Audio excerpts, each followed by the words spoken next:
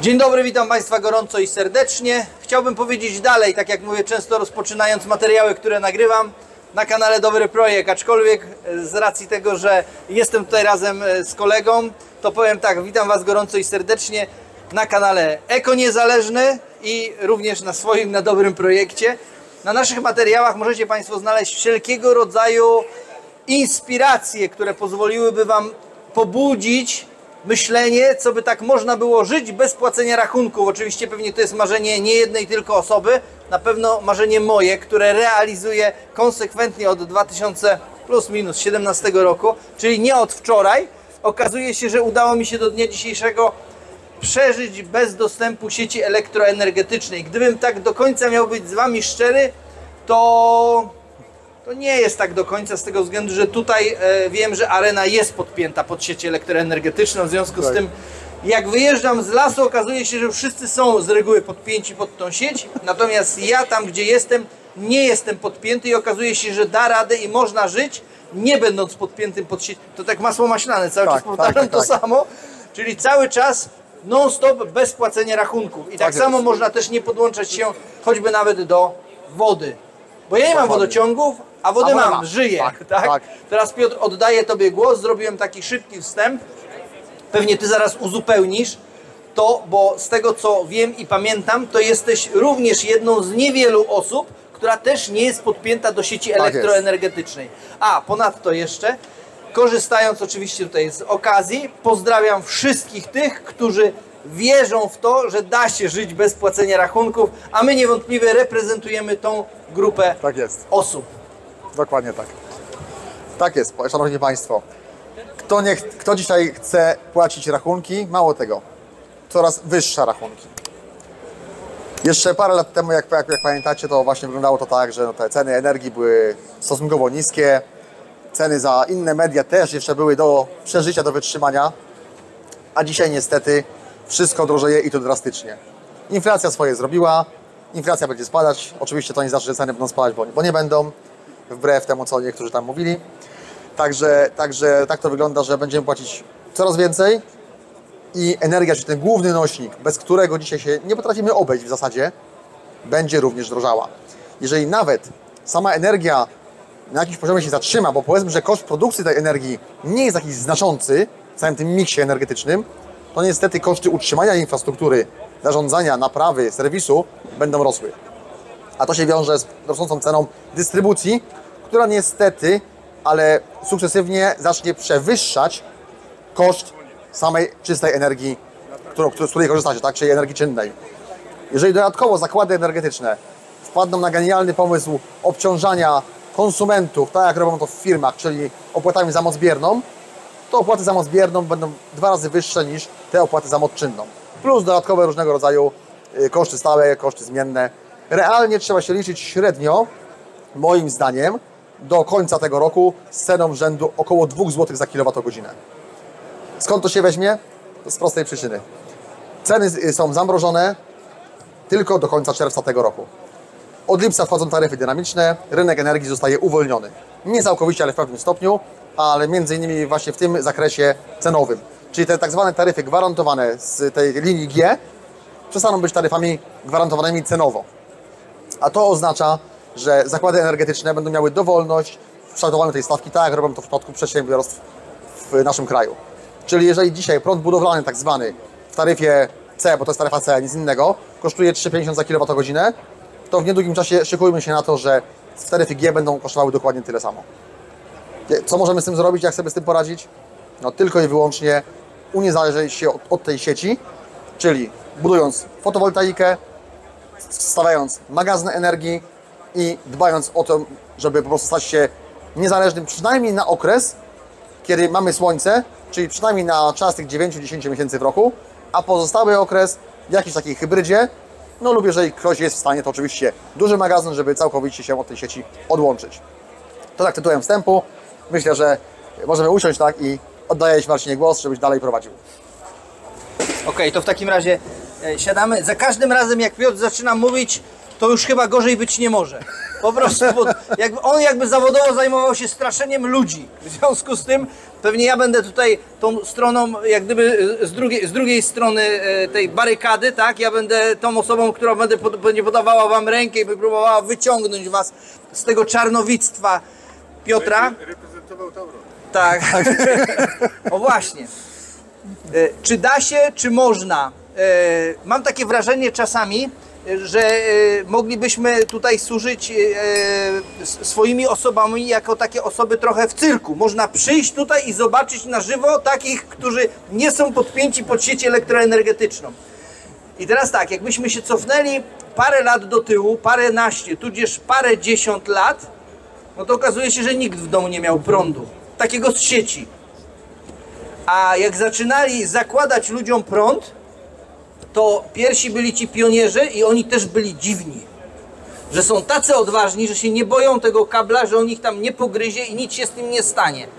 I w pewnym momencie doszliśmy do takiej sytuacji, w której ten prąd został już pozakładany. Chodziło tutaj o kwestię takiej elektryfikacji i w ogóle na samym końcu gdzieś tam do najdalszych domów na wsi podociągano ten prąd. Z tego względu, że tylko cywilizowani ludzie mają prąd. Tak nas ucywilizowali, że pozakładali nam liczniki, dzięki czemu są w stanie pobierać przysłowiową daninę od każdego z nas, tak? Po to, żeby każdy z nas dorzucał się do tego wszystkiego. Co tam dalej się później z tym dzieje? Jest to nazywane G coś tam, G co, GW, G13, 4. Jak ktoś z was kiedyś miał, albo dostał, albo dostaje, a tak naprawdę możemy mówić tutaj o większej ilości społeczeństwa, otrzymują rachunki za prąd. Nie wiem, czy państwo zauważyliście, że potrzebny jest do tego prawnik i fachowiec, żeby to odczytać. Proszę mi wytłumaczyć, jak gdyby, o co chodzi, bo ja nie rozumiem tego. Może dlatego nie rozumiem tego, z tego względu, że od 2017 roku nie dostaję rachunków za prąd. Natomiast jak ja obserwuję te rachunki, które na dzień dzisiejszy są przysyłane do domów, tak, to ja mam takie wrażenie, jakby tam ktoś próbował państwu wysłać coś, czego wy nie możecie zrozumieć. Znaczy, nie powinniście tego zrozumieć, albo powinny być otwarte jakieś takie, powiedzmy, nie wiem, płatne stoiska, gdzie przykładowo Piotr albo ktoś inny państwu wyjaśni, co dostaliście i co macie zapłacić. Znaczy, coś jest nie tak. Na pewno coś jest nie tak, przynajmniej ja to tak widzę, ja to tak postrzegam. Czy można się od tego uwolnić? Czy można się uwolnić od płacenia rachunków? Tak, owszem, można się uwolnić od płacenia pewnie niektórych rachunków, bo to jest tak, że większość z nich okazuje się, że my bardzo chętnie chcemy zapłacić, tak? Idziemy do restauracji i chcemy zapłacić za rachunek, za jedzenie, za obsługę. Chcemy kupić jedzenie. Z tym jedzeniem to już w ogóle też jest kwestia taka, no, że też można by było sobie samemu produkować żywność w domu, w ogródku. Aczkolwiek to też jest wątpliwe. Nie wiem, czy za chwilę ktoś tutaj jak gdyby nie podważy to, czy produkowanie, czy wyprodukowanie pomidora w domu, w ogródku nie będzie czasami tu kłopotliwe. Tak czy inaczej, ja głęboko wierzę w nasz naród, w nasz kraj, w Polskę, w ludzi, w obywateli, bo my jesteśmy tak krnąbrni, niech tylko nam coś każą. Jak oni nam coś każą, to ja gwarantuję wam, że my będziemy ostatnim narodem, który się do tego jest w stanie dostosować. Mało komu, podejrzewam, na dzień dzisiejszy jesteśmy w stanie wytłumaczyć to, żeby zrezygnowali z produkcji szczypiorku u siebie na własną potrzebę. Tudzież marchewki. Kolejna rzecz jest taka, że do tego, żebyśmy mogli żyć, funkcjonować, potrzebujemy powietrze. Licznik na powietrze, pewnie jakby ktoś był w stanie to wymyślić, żeby nam założyć taki licznik, to by pewnie wymyślili. Ciężko. To jest coś, co jest potrzebne, bo za 2-3 minuty wszyscy poza brakiem powietrza, to jest jedyna rzecz, którą byśmy mieli na głowie. Jakby państwu zabrać powietrze, to wtedy przestajecie myśleć o prądzie, o dobrym projekcie, przestajecie myśleć o ekoniezależnym. Najważniejsze byłoby dla was tylko to, żeby to powietrze odzyskać, bo ono jest do życia potrzebne. 2, potrzebujecie wodę. No, naprawdę, założenie licznika na deszcz, ja już słyszałem różne pomysły, tak? Natomiast jeżeli ktoś z was w czasie deszczu wyciągnie kubek i zbierze tą wodę, ja nie za bardzo wiem, jak ktoś chce to zmierzyć i zważyć, żeby być może to opodatkować. Dlatego uważam, że jest nadzieja dla krnąbrnych, którzy nie chcą zakładać liczników. Wiadro, deszcz, wodę macie. Gwarantuję Wam, że na pewno coś tam nakapie do tego i nie ma licznika. Można już by było też wodę pozyskać, która jest potrzebna jako numer 2 do tego całego szczęścia w niepłaceniu rachunków. Numer 3 to jest kwestia oczywiście żywności. No bo o ile powietrze przeszliśmy, woda jest, 3 mamy żywność. W przypadku żywności wygląda to w ten sposób, tak jak już wcześniej powiedziałem, że tak naprawdę powinniśmy z całych sił trzymać kciuki i dopingować wszystkich tych, którzy coś uprawiają. Czyli nie tylko gadają, tak? Nie tylko zaostrzają przepisy, nie tylko tym handlują, natomiast wrócić do korzeni i docenić i uszanować każdą osobę, która nawet u siebie w domu produkuje 3 pomidory, 3 marchewki, 2 pietruszki. Bo taka osoba jest de facto super mikroproducentem, która powoduje bezpieczeństwo. I idąc krok... Pani produkuje? Brawa dla Pani! Klaszczemy! Tak jest. Teraz tak. Kolejnym etapem, który trzeba by było wziąć pod uwagę i po to się właśnie tutaj spotkaliśmy, to jest kwestia energii. I tutaj okazuje się, że też również mamy pole do popisu i też się da żyć bez płacenia rachunków. Jeśli mówimy o rachunkach, mam na myśli stałe rachunki, tak zwane abonamenty. Wytłumaczcie mi jedną rzecz. Dlaczego jest tak, że wszystkie telefony, które są powiedzmy na kartę, to każdy z użytkowników na kartę po pierwsze płaci bardzo mało, po drugie, dlaczego non-stop co miesiąc przypomina mu się o tym, że jak on przejdzie na abonament, to dopiero wtedy będzie fantastycznie.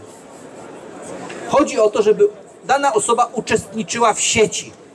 Tak? Jak sama nazwa wskazuje, zasadniczo później okazuje się, że nieważne jaki mamy produkt, jak mamy sieć, możemy robić dystrybucję danego produktu. Czyli mamy sieć sklepów spożywczych i wtedy my, jako właściciel sieci sklepów spożywczych, decydujemy o Państwa gustach kulinarnych, ponieważ my narzucamy Państwu coś, co macie jeść. Dlaczego?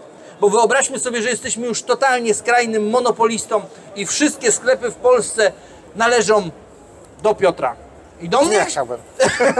Nie, oczywiście. Natomiast gdyby tak było, to okazałoby się, że my byśmy zdecydowali, co Państwo jecie. Dlaczego? Bo nic innego nie byłoby możliwe do kupienia. Jeszcze byśmy zakazali produkcji jedzenia, żywności, wszystkiego. Czyli my de facto zdecydowalibyśmy, co jest dla Państwa najlepsze w kwestii tego, co jeść. I czasami mam takie wrażenie, że jak dostaliśmy do wyboru 2-3 dostawców energii elektrycznej, to de facto i tak cały czas rozmawiamy o tym samym. Tak, tak. Oddaję głos Piotrowi, pozbieram myśli, jak wrócę z powrotem do mikrofonu, to na pewno będę wiedział, co dalej mówić.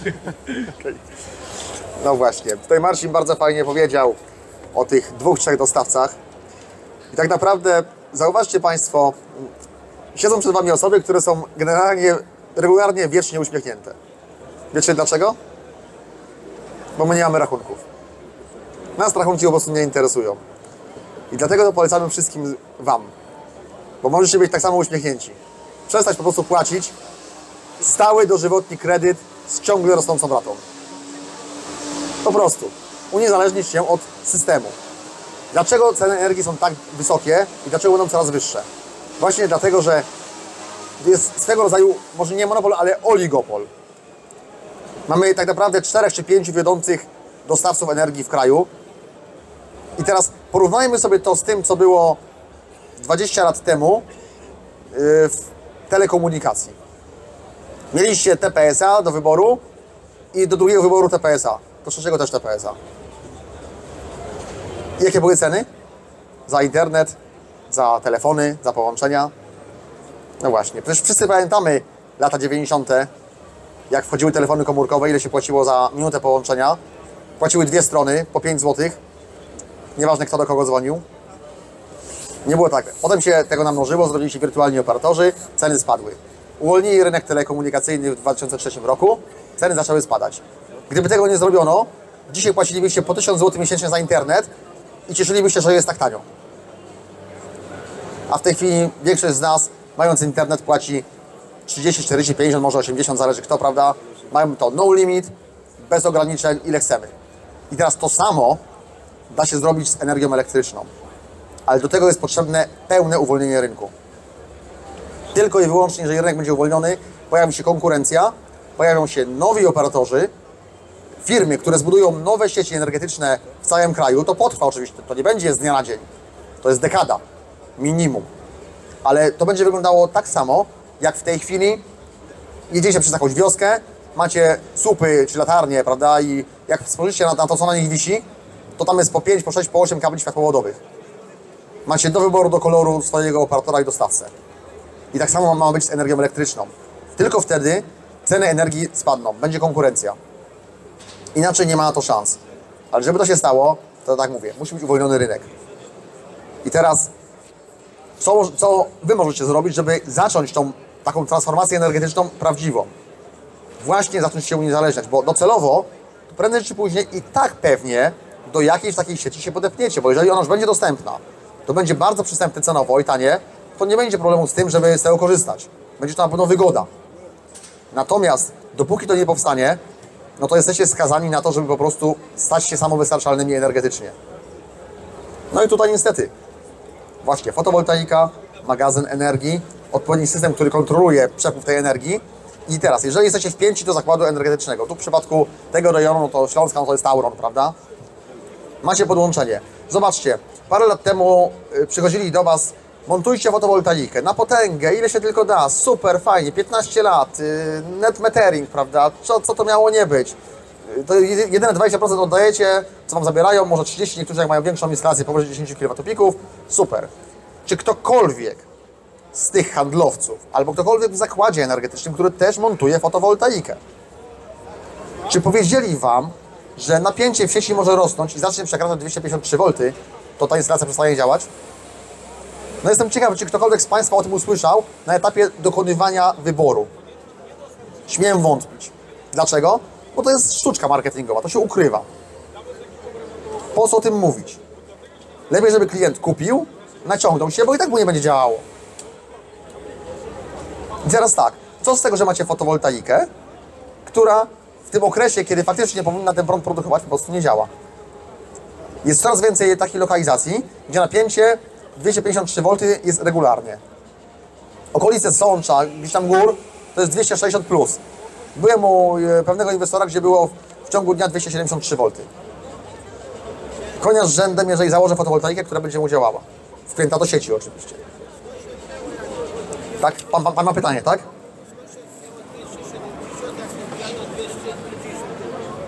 Ja, 270, skąd się wzięło 270? a właśnie, skąd się wzięło 270 V?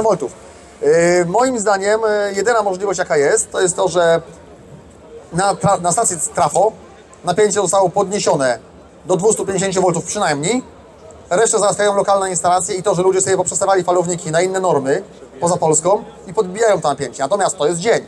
Skąd się bierze w nocy 260? Nie mam pojęcia. Także być może, nie wiem, może ktoś ma energię tłoczy, może po prostu są jakieś agregaty odpalone. No, ciężko powiedzieć, prawda, to są góry. Tu pan wie, nie pan... Także zapraszam może do pana, jeżeli pan wie,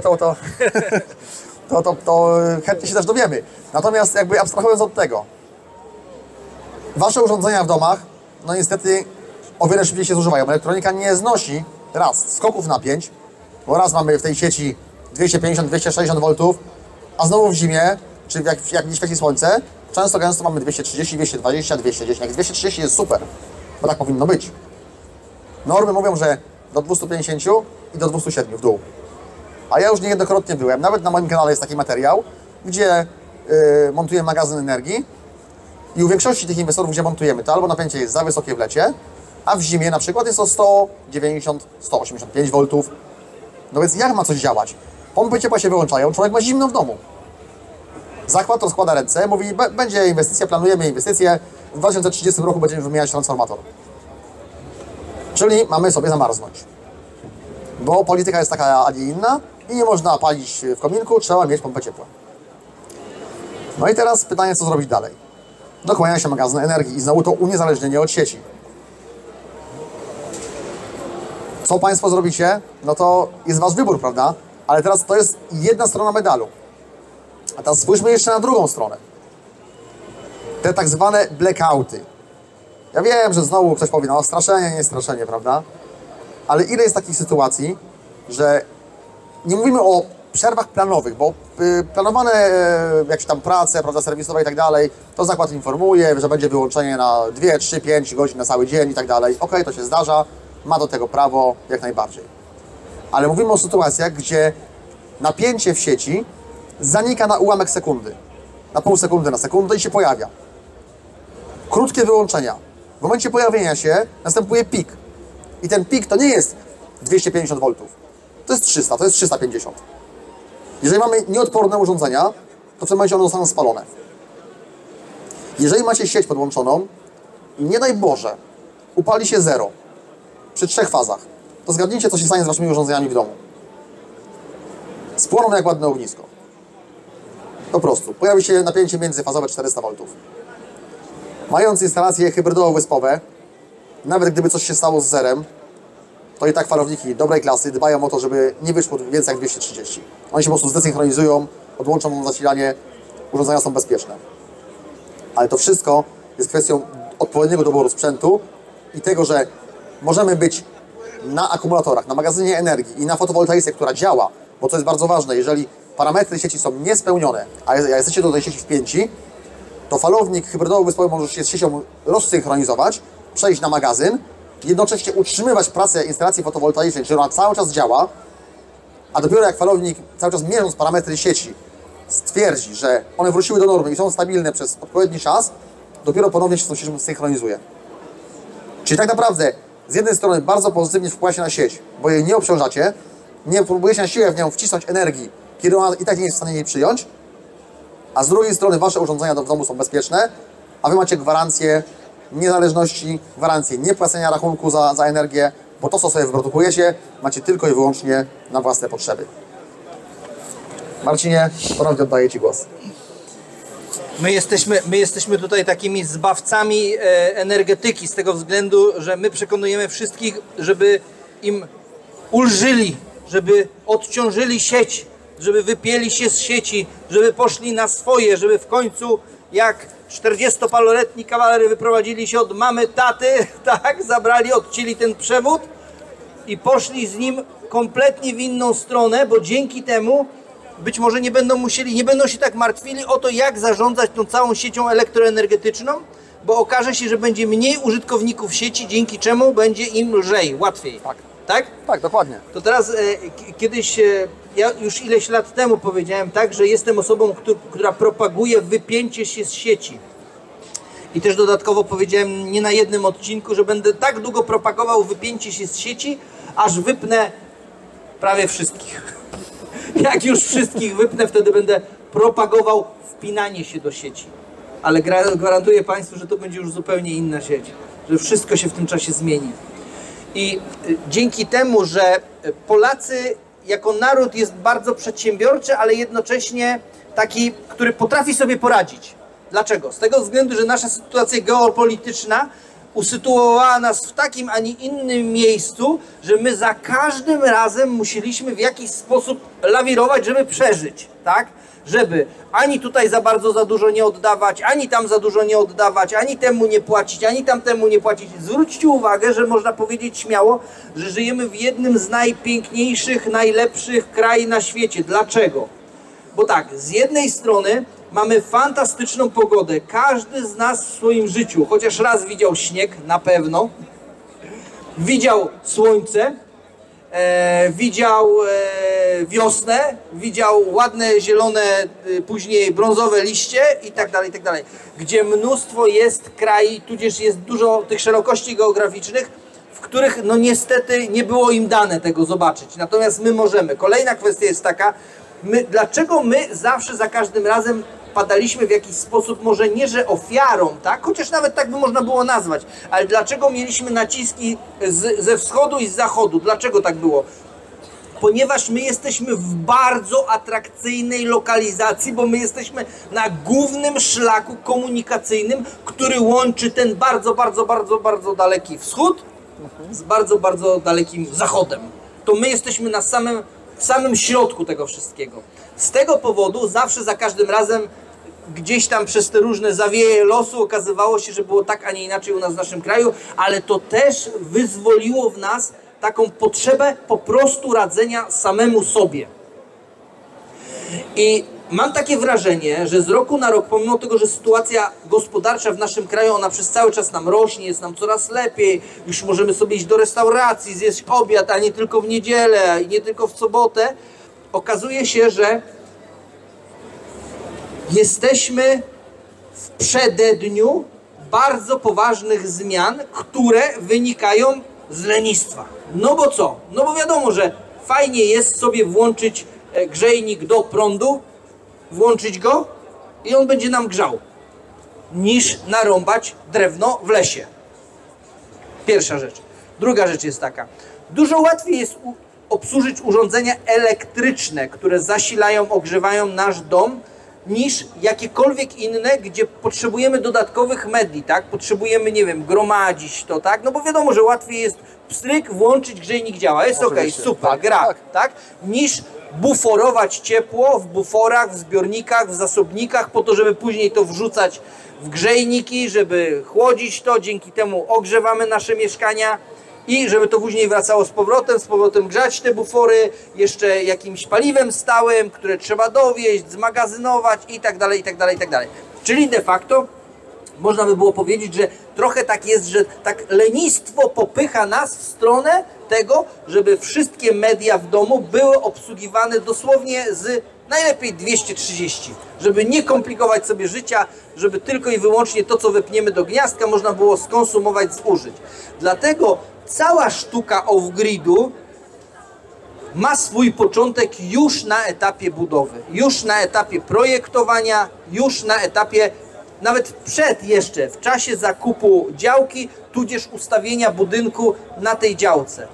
Dlaczego? Ponieważ sztuka off-gridu polega na tym, żeby zbudować budynek taki, który po prostu będzie od Was, nas, chciał tego prądu jak najmniej. I na każdy z elementów jest pewne rozwiązanie. Możemy je znaleźć w postaci tego, że dom usytuujemy zgodnie z kierunkami, tak, na dane strony świata, że ograniczymy dostęp tego zimna od strony północy, że wpuścimy światło od strony południowej. I te wszystkie tematy są bardzo ważne do tego, żeby później zacząć wydawać pieniądze. Dlaczego? Bo z jednej strony w czasie inwestycji i realizowania inwestycji każdy, mogę śmiało powiedzieć, że spokojnie kładzie około 1 miliona na stół. Nawet jeżeli jest to 500, 600, 800 tysięcy, 300, 400, są to dla każdego z Was na tyle duże pieniądze, na które często albo pracował bardzo długo, albo będzie bardzo długo musiał to spłacać. To zwrócenie uwagi na to, jak ten budynek jest usytuowany, rozwiązany, żeby jednocześnie nie doprowadzić do sytuacji takiej, w której będziemy musieli bardzo dużo za ten prąd, za energię płacić, a tam wszystko jak gdyby zaczyna się od etapu projektowania, usytuowania budynku. Kolejna kwestia jest taka, źródła ciepła. No właśnie, i teraz tak, taka ankieta szybka. Kto z Państwa ma pompę ciepła? 2, 3. No dobra, mamy kilka osób. 4 osoby, tak. Dobrze, 4 osoby. Kto z Państwa używa klimatyzacji? Wczoraj też zadawałem to pytanie, właśnie ciekawy jestem. Klimatyzację. Kto ma klimatyzację? Raz, 2, 3, 4, 5. Dobrze, no tu 2 osoby. To więcej, to 6, tak, dobrze, klimat to jest pompa ciepła. Tak, dokładnie, bo to jest też pompa ciepła. I teraz tak, kto z Państwa, no dobra, wiadomo, my wiemy o tym, że my jesteśmy off-grid w 100%, a ktoś z Państwa może jest, właśnie, bo ja taki pewny jestem, że tylko my, może jeszcze ktoś jest. Nie, nie ma nikogo. A może ktoś ma magazyn już zainstalowany? A może ktoś ma magazyn zainstalowany na energię elektryczną? Nie, nie ma. Dobrze. A magazyn na ciepło, na wodę? O, Jedna jest, osoba, 2. jest. Dobrze, Okej. okej, dobra. Czyli już mamy magazyny, nie tylko w prądzie można energię magazynować, tak? Tak jest. Dobrze, okej. A teraz tak. Kto z Państwa słyszał o hybrydowej pompie ciepła? Naprawdę? Państwo słyszeli? Jestem pod ogromnym wrażeniem z tego względu, że gdziekolwiek nie poruszę ten temat, przykładowo, ja osobiście jestem posiadaczem hybrydowej pompy ciepła Imergazu i ja byłem zachwycony, jak pierwszy raz usłyszałem o tym, to mówię, dlaczego ty kupiłeś zwykłą pompę, a nie hybrydową?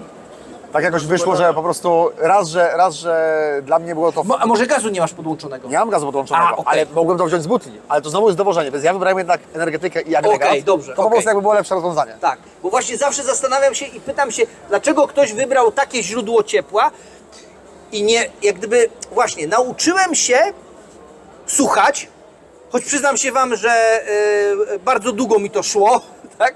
Jestem bardziej raczej z tych, którzy lubią gadać. Później okazuje się, że tak naprawdę ta wiedza przychodzi z słuchania.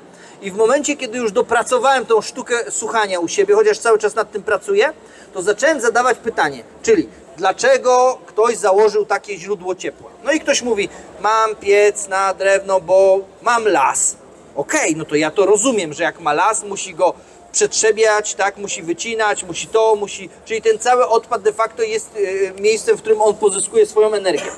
Ktoś inny zakłada inne źródło ciepła i cała sztuka polega na tym, żeby dobrać do swoich własnych, indywidualnych potrzeb, ponieważ nie ma rozwiązań, które są lepsze od innych albo gorsze od innych, bo w danej sytuacji jest super dane rozwiązanie, ale w innej nie będzie super, bo jeśli będziemy mieli duży samochód, ciągnik siodłowy, taki tam, nie wiem, który jest w stanie przeciągnąć 20 ton i jak w niego wsiądziemy i pojedziemy po 3 bułki do sklepu, to na pewno samochód taki malutki, jakiś typu Seicento, czy jakaś może mała Kia, czy coś takiego, wygra w tym konkursie.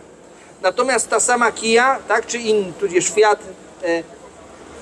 jeśli miałby startować z tym dużym w konkursie na przeciąganie dużych ciężarów, przegra. Dlatego każdy z Was powinien po pierwsze odrobić lekcję, nauczyć się i dowiedzieć się czegoś, bądź skorzystać z fachowej wiedzy, którą de facto Piotr posiada. Ja cały czas się uczę, natomiast biorąc pod uwagę, że do tej pory od 2000 plus minus tam 17 roku robię codziennie, sprawdzam, testuję, to również też udało mi się wiele kwestii rozgryźć, dowiedzieć się. Zachęcam Państwa do tego, żebyście pomimo tego, że jesteście podłączeni do sieci elektroenergetycznej, żebyście pracowali nad budowaniem swojej własnej niezależności, bo szybko się zorientujecie, że możecie przez jeden dzień nie płacić rachunki. No oczywiście poza tą całą litanią przesyłowych i tak dalej, ale jeżeli uda się Wam choć przez chwilę pobyć, godzinę, 2, 1 dzień, 2, 3 dni, 4, 5 dni na własnym prądzie, to nagle okazuje się, że zaczniecie się też również bawić w to, żeby to nie były tylko 5 dni w roku, ale może 10, może 30, może 20, może 40, może miesiąc. Gwarantuję Wam, że 3/4 roku jesteście w stanie spokojnie działać i funkcjonować, korzystając o własny prąd zgromadzony. Mało z tym. Przy niewielkim zużyciu energii, które jest możliwe, jeżeli zasilamy tylko i wyłącznie sterowanie w domu, powiedzmy, bo mamy inne źródło ciepła, nie prąd, nie energia elektryczna, to ja ostatnio u siebie, słuchaj Piotr, ja wyliczyłem sobie z takiej czystej matematyki, wyszło mi, że na moim magazynie energii byłbym w stanie, wyobraź sobie, bez dostępu do światła i bez dostępu do paneli, do prądu z paneli, wytrzymać około 40 dni. Obsługując siebie w stopniu podstawowym, czyli zapewniając sobie ciepło, ale gdzie źródłem ciepła nie jest energia elektryczna, tak? Tylko inne źródło ciepła. To by mogło być, nie wiem, sterowanie piecem na pellet, może na jakieś tam biomasę, może sterowanie piecem gazowym, jakimkolwiek innym, ale nie, że czysto stricte prądem. Natomiast do sterowania tego wszystkiego okazało się, że ten mój magazyn zgromadzony, który nie jest wcale jakoś nie wiadomo aż strasznie duży, tak, jest wyobrażalny, mieści się w granicy możliwości przeliczenia tego. Okazało się, że mógłbym żyć i funkcjonować odłączając wszystko, a przecież nawet w zimie nie ma szansy, żeby przez 40 dni nie wyszło słońce. Oczywiście. A to jest bardzo ciekawe, wiesz, bo ja aż się sam zdziwiłem, że na podstawową obsługę Wi-Fi, tak, na podstawową obsługę Wi-Fi, pompek, pieca, czyli tam tych kilkunastu, czy tudzież kilkudziesięciu watów, naprawdę można tego prądu zgromadzić dużo. Pomóż mi, bo zaczynam kaszleć, Okej. tracę głos. Dobrze, ja przejmę może jeszcze będę kontynuował, tak? Zauważcie Państwo taką jedną dosyć oczywistą rzecz. Znowu cofnijmy się jakieś 25-30 lat temu, tak? Lata 90. Osoby, które mieszkają w blokach, doskonale, a w domkach jednorodzinnych też, doskonale sobie zdają sprawę z tego, jakie wtedy było zapotrzebowanie na energię elektryczną, jakiej mocy były przyłącza. Na ogół to w blokach to było przyłącze rzędu 3-4 kW jednofazowe, co po niektórzy może mieli 3 fazy, ale to też nie były jakieś duże moce, 6, 7, 8 kW. I tak z tego nie korzystaliśmy, bo nie było co do tego podłączyć. Dzisiaj to zapotrzebowanie zdecydowanie wzrosło. Dlaczego? Największym nazwijmy to może kolokwialnie, złodziejem energii jest ogrzewanie. Wszystko było fajnie do czasu, kiedy mieliśmy kominek, mogliśmy sobie napalić w tym kominku, ogrzać budynek, może piec stałopalny, na pellet, na ekogroszek, na olej i tak dalej. Jeszcze nie wszędzie to jest zakazane, w niektórych miastach wiemy, że już nie można palić, nawet w kominkach rekreacyjnie. W większości jeszcze to jest dopuszczalne, ale to się zmieni i to szybko. Co ciekawe, błękitne paliwo, które było zawsze uważane za paliwo czyste, nagle stało się paliwem brudnym. Dlaczego? No bo ktoś tak wymyślił. To jest czyjeś widzimisię. I nie będzie można ogrzewać się gazem. To jest jeszcze parę lat. I co nam pozostanie? Pompa ciepła. Dlaczego? Bo pompa ciepła działa na prąd. A niestety ci, którzy są tam na górze, doskonale wiedzą, że jak uzależnią ludzi od prądu, to będą mieli nad nimi pełną i absolutną kontrolę. Brak energii to jest wykluczenie. Nie ogrzejemy, nie będziemy mieć wody, nie ugotujemy, nie oświetlimy budynku, za chwilę nigdzie nie pojedziemy, bo samochody spalinowe mają być wyparte przez samochody elektryczne. Czego, mimo że jestem zwolennikiem elektryfikacji, to jestem wielkim przeciwnikiem zmuszania kogokolwiek do tego, żeby za wszelką cenę posiadał auto elektryczne. I teraz zwróćcie proszę uwagę, taki samochód elektryczny, on potrzebuje 11 kW, żeby względnie szybko się naładować, czyli powiedzmy przez te 4 do 6 godzin, jeżeli jest wyładowany. To jest moc, którą musimy mieć w domu zapewnioną. I tak jak nam zapotrzebowanie na moc wzrosło, bo mamy płyty indukcyjne, mamy pompy ciepła, mamy auta elektryczne, szereg urządzeń, bo każdy ma swój komputer, tablet, telefon komórkowy, kilka telewizorów i tak dalej. To wszystko wymaga kilkunastu, kilkudziesięciu kilowatów mocy przyłącza. 30 lat temu sieć energetyczna to wytrzymywała. Dzisiaj zapotrzebowanie wzrosło kilkanaście razy. Sieć została na tym samym poziomie, jak była 30 lat temu. Nie ma fizycznej możliwości, żeby ta sieć to wytrzymała. Wtedy, kiedy jest gorąco lub kiedy jest bardzo zimno, są problemy. W lesie, wiadomo, to wszystko się przegrzewa i nie utrzymuje, a w zimie jest o wiele większe zapotrzebowanie. Przekraczamy drastycznie parametry trafostacji i w wielu miejscach dochodzi do usterek, do wyłączeń się transformatorów, tak? Wyobraźcie sobie sytuację takiego malutkiego osiedla, 20 domków jednorodzinnych, ale to jest osiedle, które nie powstało dzisiaj, tylko które powstało kilkanaście lat temu. Na tym osiedlu były przydziały mocy po 12, po 15 kW na gospodarstwo domowe. Czyli powiedzmy trafo, które stało, miało moc 300 kW. Tyle zakład przewidział. Ale 15 lat temu te gospodarstwa pobierały sobie po 5, po 8, 10 święta. No to dużo tam pobierały, ale powiedzmy, że jakoś to wytrzymało, było to policzone, że powinno wystarczyć. Dzisiaj w tych gospodarstwach, przynajmniej w połowie z nich jest auto elektryczne, jest pompa ciepła. I te gospodarstwa już nie pobierają 15 kW. One potrzebują 25, 30. A trafo zostało sprzed 15 lat. Zakład nie wymieni trafo, bo mu się to nie kalkuluje. Przynajmniej tak twierdzą. I co mamy zrobić? No, blackout, wyłączenie, nie ładować samochodu. W niektórych krajach już to weszło, że ładować samochód to możemy tylko w tej i w tej godzinie, a w tej i w tej to już nie, bo teraz mamy szczelinę czasową, że to gospodarstwo teraz, tamto później, tamto jeszcze później, a jak nam nie pasuje, to sorry, trudno. To nie jeźdźmy. To się wszystko wiąże z tą dziwną polityką, prawda, i tak dalej. 15-minutowe miasta, ograniczenia i tak dalej. Niestety. Ale to nas czeka, jeżeli się nie postawimy i nie sprzeciwimy temu, co próbuje z nami zrobić system. Więc jedynym rozwiązaniem sensownym jest właśnie taki dobór, tak jak Marcin tu powiedział, to zaplanowanie, bo 15 lat temu mało kto myślał o magazynie energii. Nikt nie przewidział, że takie będą problemy. I teraz, jeżeli już stoimy przed takim dylematem, co zrobić, to wybierzmy mądrze ten magazyn. Nie próbujmy znowu robić czegoś takiego, że no to tam tyle mi tylko brakuje, to sobie dobiorę tam jakieś 3 kW, będzie dobrze. Bo to 3 kW nam wystarczy na najbliższe 2 lata. Ci, którzy nie mają samochodu elektrycznego, to im to wystarczy, ale za chwilę, dzisiaj mówię, nie będę miał auta elektrycznego, ja tego nigdy nie kupię, bo to nie ma zasięgu, to jest kiepskie, to się nie sprawdza. Za kilka lat zostają przymuszone te osoby do zakupu tego auta elektrycznego. Bez względu na to, że ono będzie miało, tak jak dzisiaj, 300, 400, 500 czy 1000 km zasięgu. Będą musiały kupić ten samochód. Gdzie będą go ładować? Będzie stał jako eksponat? Trzeba teraz zrobić wszystko i tak przewidzieć system, żeby on był skalowalny, żeby dało się go dowolnie właśnie rozbudować. Do tego jest potrzebny audyt. Czyli ktoś, kto przyjeżdża, weryfikuje, jakie są potrzeby dzisiaj, jakie mogą być za 2, 3, 5 lat. Dalej nie ma co wybiegać w przyszłość, bo i tak tego nie określimy. Trzeba sprawdzić, jaki jest moc przyłącza z zakładu energetycznego, jakie są przekroje przewodów, żeby się nie okazało, że to wszystko zacznie się grzać i po prostu doprowadzimy do uszkodzenia, jak to przeciążymy.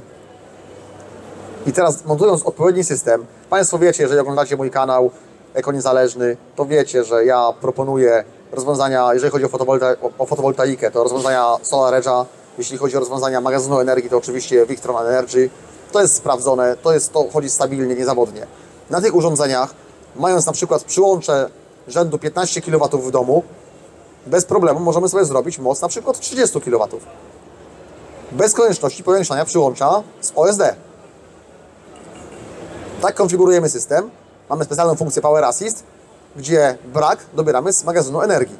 Ten brak oczywiście zostanie uzupełniony z fotowoltaiki, ale z zakładu więcej nie pobierzemy, więc ani nas nie będą mogli obciążyć za nadmierne korzystanie z energii, za bezumowne korzystanie tak naprawdę, bo to jest przekroczenie parametrów, ani też, nawet jeżeli byśmy chcieli wystąpić do nich z wnioskiem o zwiększenie mocy, to na ogół to się kończy odpowiedzią negatywną, bo nie ma warunków technicznych. Czyli znowu wchodzimy w problem, jak ładujemy samochód elektryczny, to już nie możemy obiadu gotować, bo brakuje mocy, bo nam wyrzuci bezpieczniki za chwileczkę. A mając odpowiedni magazyn energii, ten problem nie istnieje. Ale znowu, musimy go tak dobrać, żeby też się nie ograniczać. Żeby nie było sytuacji, w której w przypadku braku energii z sieci, czy w przypadku na przykład pochmurnego dnia, kiedy mało jest energii ze słońca, żeby nie było sytuacji, że jak gotujemy wodę na herbatę, to już nie możemy w tym momencie włączyć pralki. Bo jest system zbyt mały, prawda? Więc to wszystko trzeba policzyć, dlatego niezbędny jest audyt i odpowiednie zaplanowanie całej tej inwestycji. Dlatego właśnie też, jeżeli Państwo planujecie coś takiego, to ja zapraszam na stoisko tutaj do nas. Tam możemy porozmawiać szczegółowo o tym, jak to zrobić, jak dokładnie jeszcze do czego podejść, co rozważyć, na co zwrócić niezwykłą uwagę i jak dokładnie po prostu przewidzieć te potrzeby, które mogą zaistnieć, o których dzisiaj być może Państwo nawet nie myślicie, prawda? Bo to się wydaje abstrakcją albo no czymś może tak oczywistym, że nawet wspominacie to, prawda? A po montażu systemu okazuje się, że tak, tego nie wziąłem pod uwagę, tego nie wziąłem pod uwagę, to nie chce działać, tam to się sypie, tu się wyłącza.